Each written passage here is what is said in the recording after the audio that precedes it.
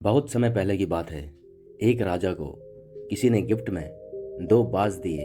दोनों बाज अच्छी नस्ल के थे और बहुत सुंदर थे, जो राजा को भी बहुत पसंद आए। राजा इन दोनों बाजों को प्रशिक्षित करने के लिए एक ट्रेनर को नियुक्त करता है और दोनों बाजों को ट्रेन करने के लिए उसे दे दिए जाते हैं।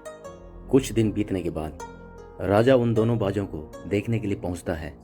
ट्रेनर दोनों बाजों को उड़ाता है, पर जहां एक बाज बड़े शानदार तरीके से उड़ रहा था, लेकिन दूसरा बाज थोड़ा सा उड़ने के बाद एक डाल पर बैठ गया।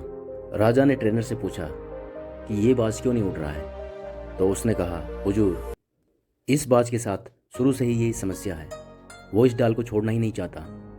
हमने बहुत कोशिश की, लेकिन हर बार ये उसी डाल पर आकर बैठ जाता है। राजा दोनों बाजों को एक साथ उड़ना देखना चाहता था, इसलिए राजा ने बड़े से बड़े चिकित्सक को बुलाया, विद्वानों को बुलाया।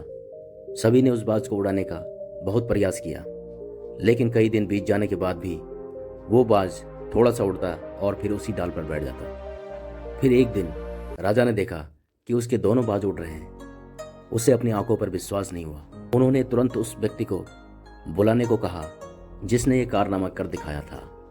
अगले दिन वो आदमी दरबार में आया और उसे इनाम में स्वर्ण मुद्राएं भेंट करने के बाद राजा ने कहा, मैं तुमसे बहुत प्रसन्न हूँ। तुम बस इतना बताओ कि जो काम बड़े से बड़े अनुभवी नहीं कर पाए, तुमने कैसे कर दिखाया। उस आदमी ने कहा, महाराज, मैं कोई ज्ञानी आदमी नहीं हूँ।